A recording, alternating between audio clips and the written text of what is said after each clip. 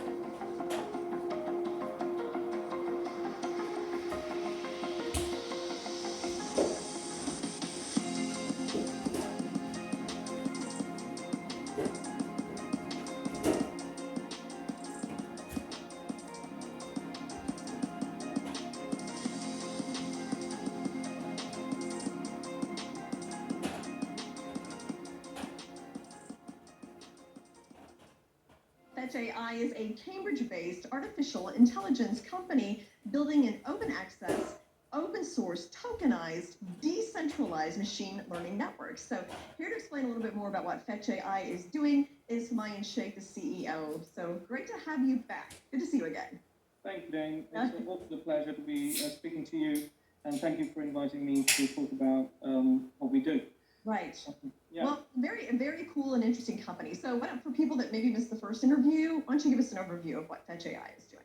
Sure. Fetch.ai is building solutions which normal people, small businesses, big businesses can deploy very easily. It's open source, and it's a lot easier to deploy. You don't need very specific skill sets to do it. We are creating all the tools which you need for a decentralized AI, so that you're not beholden to big corporates.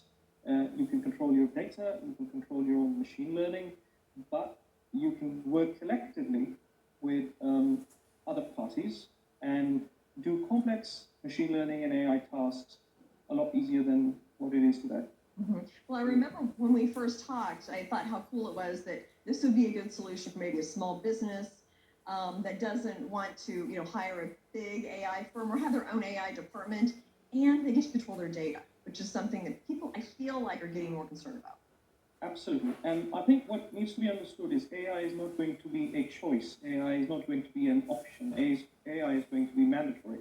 So you will need to do machine learning and AI tasks if you want to survive now. Tell me about the collective learning framework. What is that, and how can businesses benefit from that? Right. As the name suggests, it's about collectively learning of different algorithms and machine learning algorithms and AI.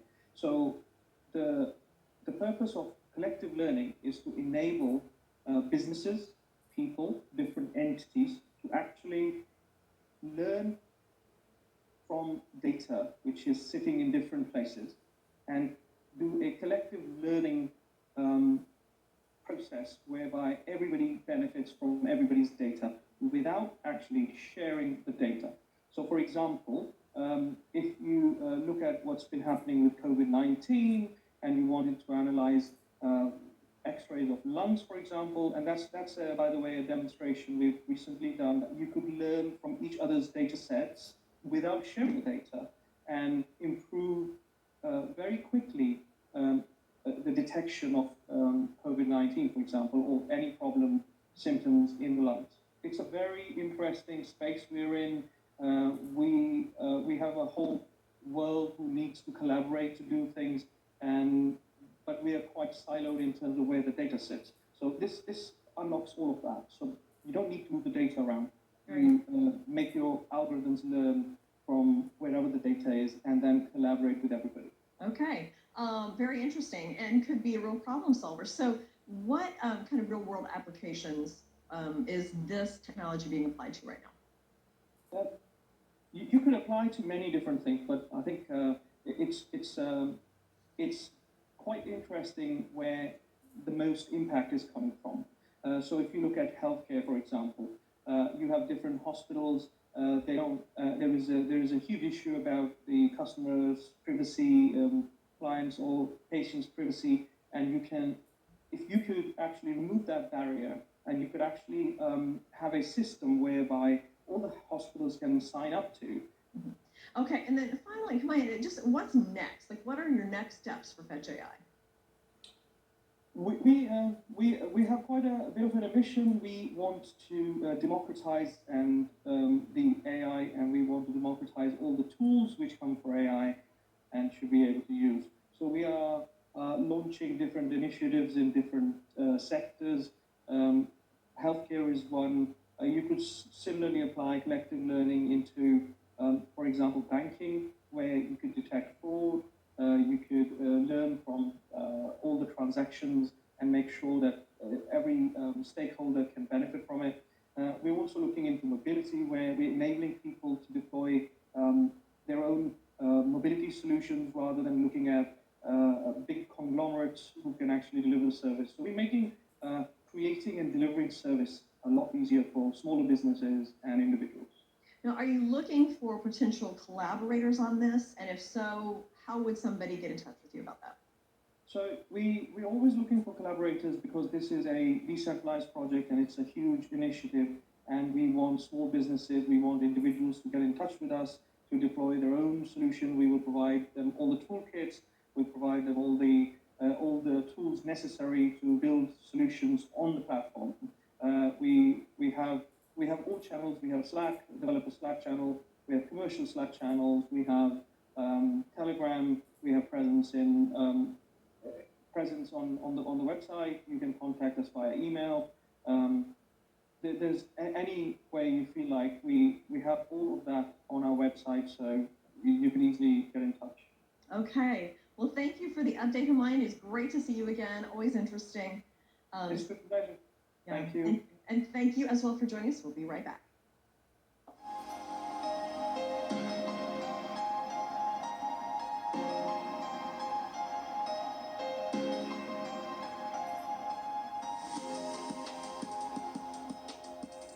Welcome back. SeEK VR is like Ticketmaster for virtual reality. So, sounds very exciting. And here to tell us more about that is the CEO and founder of SeEK VR, Mary Spio. So, great to have you, Mary. Thank you so much, Jean. Thank you for having me. Excited to be here. So, first, tell me about the company. What is it you do? We said Ticketmaster for VR. So, explain what SeEK is all about. So, SeEK is a streaming platform for virtual events and experiences, and we feature everything from concerts to educational programming, healthcare training. So it allows you to virtually be there just by putting on a virtual reality headset. It allows you to teleport to places that you can be virtually. And well, what I was going to say, well, the first thing when you mentioned that was I thought about the pandemic and how you have a solution for things that we can't be at a big concert or big sporting event. I mean, have you found the pandemic has accelerated your business at all? Absolutely. There's just been so much. I'm on the cover of Entrepreneur Magazine this month for exactly that, because we've seen such a tremendous growth in our business. There are a lot of, we're working with a lot of mega stars. So we're working with Katy Perry, Lady Gaga, and the list goes on YouTube.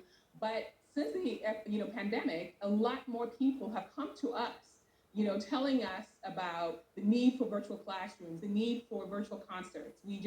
Bon Jovi, for example, canceled his concerts, but we have a virtual concert on our platform. We just did Ringo's recent birthday party, Beatles drummer. I mean, it's like the types of opportunities that are coming to us now are just truly, truly phenomenal. Yeah, and you have a lot of partnerships with well-known media and entertainment companies. So tell me about those. Yes, so we're partnered with Microsoft. With Microsoft, we're working with them and creating a streaming protocol for verifying content on the blockchain. One of the biggest problems that faces the industry, especially when you're streaming other people's content, is being able to verify how many plays have been done. Artists complain all the time that I've seen my video play on YouTube, 2 billion times. So why am I not getting paid for it? So by teaming up with Microsoft Azure Blockchain, we're able to now verify every time a stream happens so that, and also the content owners are paid royalties through smart contracts. Okay, and that's something that's really needed. And that's, there's so much kind of, I don't know, shenanigans, manipulation of media, things going on on the internet right now that the blockchain can really help solve that. Absolutely, it does. To have a immutable ledger that we're able to record all transactions, and then it also simplifies the process. So not only does it make it more trusting, but it also makes it efficient. The fact that you could pay rights owners automatically through smart contracts, that they could look at the ledger, they could see how much of their content has been consumed, and then they can also be automatically paid. Okay, wow, it sounds like a very interesting business model. Tell me about your background, because I asked you a little about the goggles, and you created the goggles. Yes. Do you have a tech background? Okay, so let's see them. And then Yes, here. How do you even begin to create virtual reality goggles? So my background, I'm actually a deep space engineer. So I started out building, satellites, sending rockets into space. I did that for a while, and then I went more into developing applications that use satellites. So I was the head of satellite communications for Boeing when we created the digital cinema technology. Actually, if you look at the Boeing patents, you see that for of the digital cinema, the live streaming of a satellite, I'm the sole inventor of that. So I've invented a lot of patented technologies. And when I started using a lot of the headsets that were on the market, first of all, they were very complicated desktop devices. You had to strap a computer to your back, all kinds of stuff. And so I wanted to create something that was convenient, that would use mobile phones, and then also that accommodated for people that wear glasses, for women and kids, because most of the devices that were in the marketplace were not suitable for women and kids. So we've created a device that's suitable for everyone. Okay, well, fascinating background. I mean, you're like a team Elon Musk, kind of. Yeah, but I have satellites that are, still in space today that I sent out there. So very cool. Yes, successfully out there. Okay, so just in terms of the company, like how can somebody learn more? Are you looking for partners? Like what's next for CPR? So basically where we are now, we're on a mission to make the use of the CEEK platform universal. No different than Googling something. We want people to be able to meet. Today, everybody's on lockdown, and so they can't go anywhere. So we have these virtual venues. We want people to stay seeking, to be synonymous with meeting friends, gathering, and we've created a lot of partnerships. Where we are now is in the process of really amplifying a lot of those partnerships that we've created. We have over 300 concerts on our platform with the biggest names out there, and we're just looking to grow and exponentially grow. And then, Mary, just once we get back to normal, whenever that may be, we can go to concerts again and things. Do you see then a role for virtual reality? Like, has this changed things? We'll be able to have both virtual and in-person events from now on? The platform was originally created because, for example, Adele had a concert where she was selling just 100,000 tickets. 10 million people tried to buy those tickets. So we created a platform like this to sell to those 9.9 million people that couldn't go to the concert, for that 99% of people. And that's very true for most concerts. So while, the pandemic has accelerated our growth and, brought in a flurry of, supernovas, we actually have a place in the market with or without the pandemic. So we were working, we had Lady Gaga on our platform before, we had Katy Perry on our platform before. So we extend the reach of sold out shows or undersold shows. So there's very much a place for us. But now the whole world knows about it. And, we don't have to beat the drum so hard. Well, and you think about the possibilities you can do. So, I mean, there's nothing like a concert in person, But if you can't get there, if it's overseas, it's something, so I mean, it really opens up a whole new world of enjoying entertainment globally. Absolutely. Okay, well, thank you so much for coming, Mary. It's great to hear about CPR, and best of luck. Oh, thank you. Thank you very much. It's a pleasure.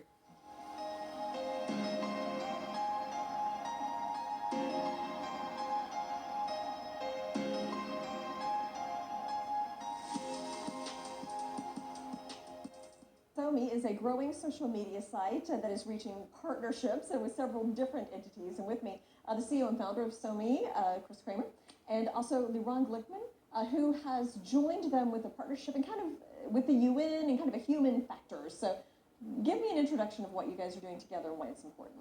Absolutely. So Liron has joined us as a partnership. She's an international business consultant with the Human Factor, actually in town speaking at the UN, and she's doing amazing things, just flew in from Israel. And we're just really pleased to have her join SoMee to help us with, as a business consultant, as we grow the platform. Maybe tell us a little bit more about what the Human Factor and what you're doing. Yeah, sure. Thanks. So first of all, again, SoMee, brings an amazing and important message to this, world of open, I would say, data. When it comes to social media, we all enjoy social media and we all want to feel, obviously more secured and then again enjoy it. I come from the global business development world. So my firm, the Human Factor, actually, I work with startups globally and help them expand into different markets with a social twist. I mean, I'm also an advisor to the UN committee, so we always put in mind the things that will essentially support humanity, people in different aspects. Here we're talking about just enjoying social media and be secured. We really want to work with Liron to expand into those markets internationally, take a look at maybe compliance things as well, and make sure that we're compliant in other markets, and just expand the network now that we have a scalable network in place to support it. Well, and those are important business principles too, because we're seeing increasingly consumers want that part of it. They want to be a part of a business that is also doing things for the environment and for social, to help with humanity and things. So it kind of fits business and commercial-wise. We have a social good integration coming called Social for a Cause, and that's really where we're going to partner as well, where it's going to allow people to give automatically through smart contract to the charity that they are interested in.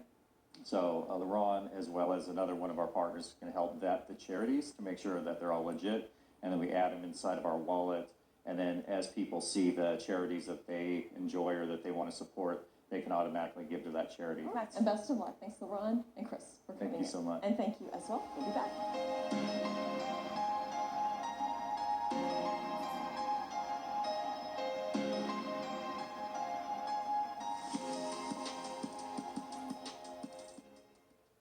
MANDI Token is an Indonesian-based blockchain company. Indonesia is expected to have big GDP growth in the coming years. MANDI Token invests in a variety of real-world assets. And here to tell me more about what the company is doing is J.D. Salbeco, the Chief Communications Officer, and also Jonathan Dunsmore, the U.S. Securities Attorney for MANDI Token. So great to see you guys. Thanks for having us. Thank you. And J.D., let's start with you. So I've heard a lot about the company, MANDI Token. My understanding is it stands for Mining and Infrastructure. So fill us in on what the company's all about, how you're using blockchain technology. Give us an overview. Wonderful. Well, obviously we've all seen blockchain technology for the past 10 years. It's definitely proved itself, right? And we've heard a lot of the same stories over and over about the solutions that it provides. So, we're taking conventional business investments, we're creating an ecosystem that integrates blockchain technology with traditional investment structures. That creates the best of both worlds. The mining and infrastructure, M&I, ecosystem includes commercial properties such as hotels, resorts, retail, and then government-backed land projects, all in one ecosystem. It enables holders of its digital share certificates called MANDI tokens to share in the company's funds and thus benefit from revenue staking activities. So through this ecosystem, we'll provide maximum liquidity, security, transparency, all the amazing things we know about blockchain technology. And we'll accomplish all of this by creating a completely digital share certificate that's augmented by the blockchain technology. Using this structure, M&I lets MANDI token holders secure value that is aligned by existing traditional businesses and shares in the percentage of those businesses in the revenue as well. The company is able to pursue this roadmap because the parent company, which is Pioneer Investama Indonesia, is a portfolio management company which is based in Jakarta, Indonesia. So the MANDI token specializes in investing in real-world assets, namely in the Indonesian conventional and pretty risk-averse businesses. The industries, as I mentioned, focus on hospitality, mining, infrastructure, commercial real estate.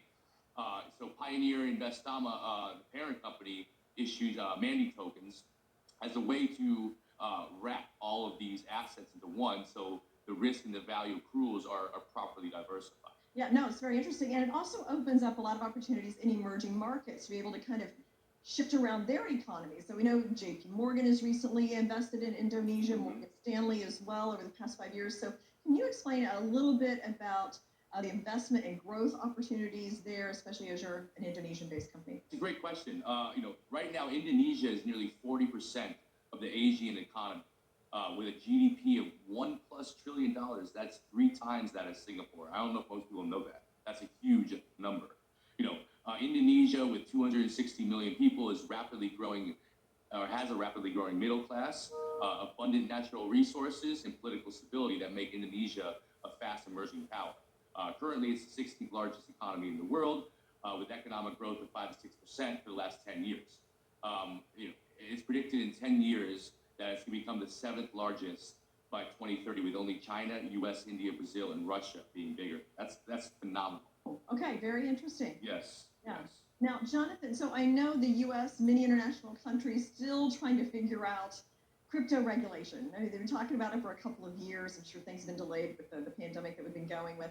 You have submitted a Form D filing in the U.S., so that is a very proactive step to take. It's one of the biggest benefits of blockchain technology is the almost instant and also more secure peer-to-peer transfer of value globally without any intermediaries. So how are you dealing with these ever-changing regulations that are going on, especially internationally and from country to country?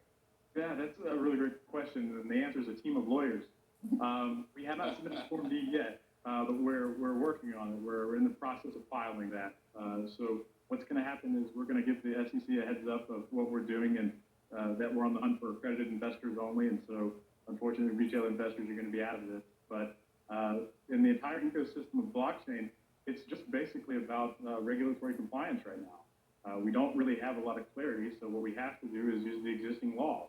Fortunately, as JD mentioned, blockchain's been around for a while, so we've been able to kind of flesh everything out over the last probably 4 or 5 years, given the ICO boom, and it's really kind of developed this ecosystem of lawyers who kind of know what they're talking about. And so me as U.S. counsel, and then we're starting to develop partnerships all around the world, specifically in Indonesia, of course, but that's what's going to be necessary to have this MANDI token available to the world.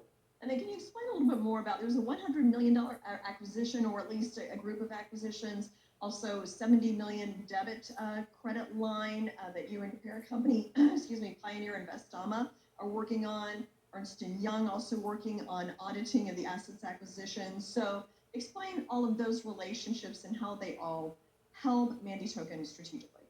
Yes, so just like any type of asset, right? When you purchase it, you can take out debt against it. And so that's kind of what's going on here is the parent company, Pioneer Investama Indonesia, has a very substantial asset valued at roughly $100 million. And we have a credit facility that's willing to lend up to 70% of that, which is $70 million. So at this point, we have Ernst & Young going through the financials and digging through all those things to make sure that we can legally say that everything is worth what it's supposed to be worth. All right, so JD, tell me a little bit about some of these new strategic investment partners you have. Ernst & Young is one of them. What are some of the current investments in the portfolio?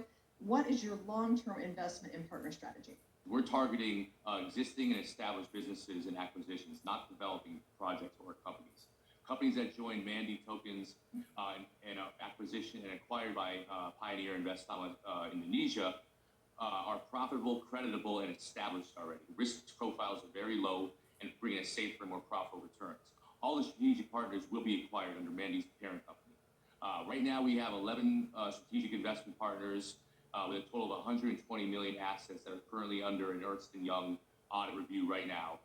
They're not going to be accepted until the final audit is approved, but they have met all our criteria of the type of a valuable business and investment that we'd like to get into, and they're moving into the final due diligence round before final acquisition. Okay. And then, John, blockchain is such a groundbreaking technology. I mean, it really can change the whole world and how we operate at some point in the future. Explain to me a little bit about, in your white paper, how you're utilizing blockchain to make a tradable digital share certificate. So if you could explain the MANDI token, the digital share certificate, how all that works, what is the tokenomic structure, and so forth. Can't get into the specifics of the technology. That's way above my pay grade. Okay. But basically what happens is as an investor, we all have had opportunities to take investments in private companies. And managing those private companies and what you own in those private companies is exceptionally difficult. This provides not only clarity from that investment in the private company, but also gives you kind of a voting right to what other future investments may be part of the portfolio. And so on a blockchain, it makes that immutable, which is exceptionally important when it comes to what we hope is a global asset and a global asset class. And so as this ecosystem develops, not only with MANDI, but with other investments around the globe through the same kind of facilitation, investors will be able to participate not only in the investment and show that they actually own this asset and on a mutable blockchain ledger, but they'll also be able to hopefully participate in other ways through voting or proxy voting or things of that nature.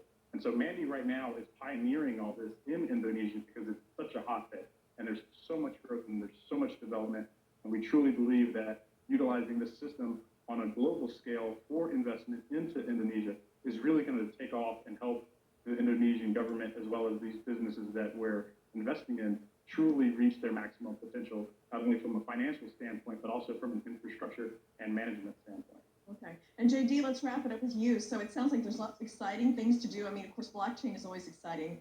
What it can potentially do for the global economy. Explain a little bit about MANDI token. What's, say, on your radar the next 3 to 6 months?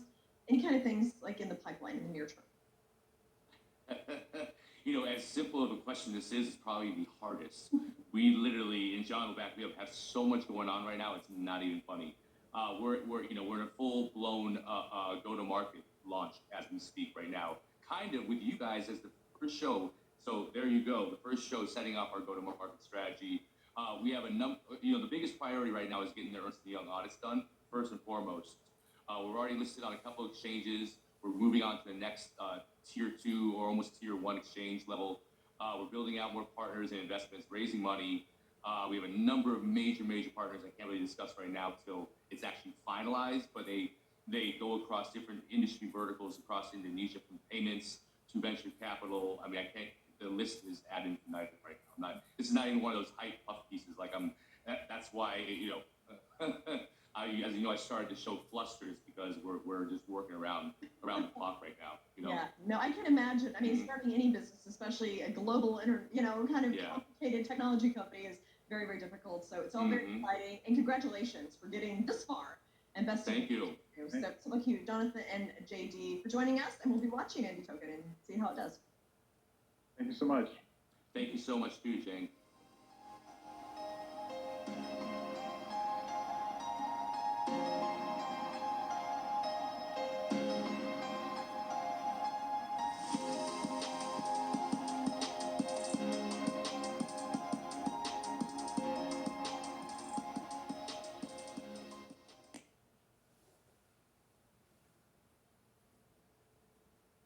Tomorrow, putting Yates's testimony to the test. What did her Russiagate responses reveal? Robert Ray breaks it all down on Mornings with Maria. Then, Trump's Ohio trip. From his factory tour to U.S. manufacturing agenda, Jim Jordan has insight tomorrow on Varney. Anticipate potential delays for the morning commute. In other news, a recent government